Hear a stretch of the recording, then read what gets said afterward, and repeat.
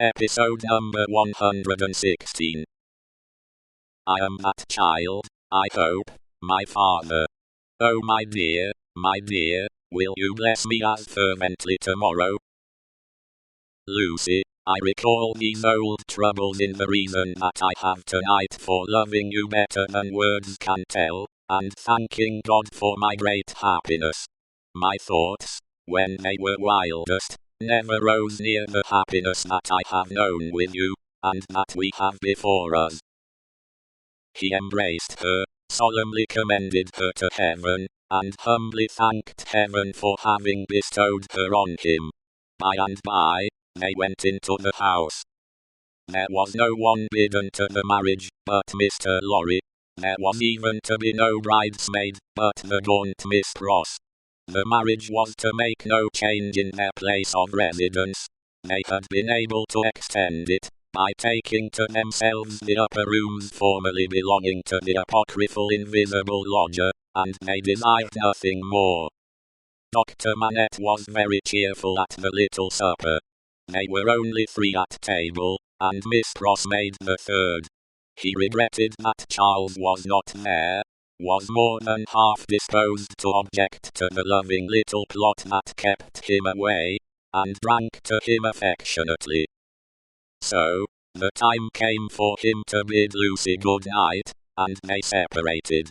But, in the stillness of the 3rd hour of the morning, Lucy came downstairs again, and stole into his room, not free from unshaped fears, beforehand. All things, however, were in their places. All was quiet, and he lay asleep, his white hair picturesque on the untroubled pillow, and his hands lying quiet on the coverlet. She put her needless candle in the shadow at a distance, crept up to his bed, and put her lips to his, then leaned over him, and looked at him. Into his handsome face, the bitter waters of captivity had worn, but he covered up their tracks with a determination so strong, that he held the mastery of them even in his sleep.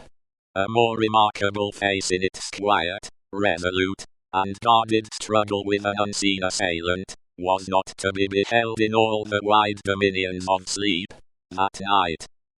She timidly laid her hand on his dear breast, and put up a prayer that she might ever be as true to him as her love aspired to be, and as his sorrows deserved. Then, she withdrew her hand, and kissed his lips once more, and went away. So, the sunrise came, and the shadows of the leaves of the plane tree moved upon his face, as softly as her lips had moved in praying for him. Roman 18. 9 days. The marriage day was shining brightly, and they were ready outside the closed door of the doctor's room, where he was speaking with Charles Darnay. They were ready to go to church.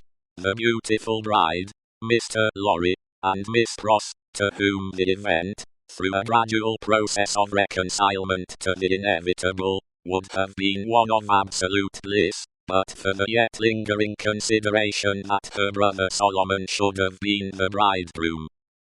And so, said Mr. Lorry, who could not sufficiently admire the bride, and who had been moving round her to take in every point of her quiet, pretty dress. And so it was for this, my sweet Lucy, that I brought you across the channel, such a baby. Lord bless me! How little I thought what I was doing. How lightly I valued the obligation I was conferring on my friend Mr. Charles.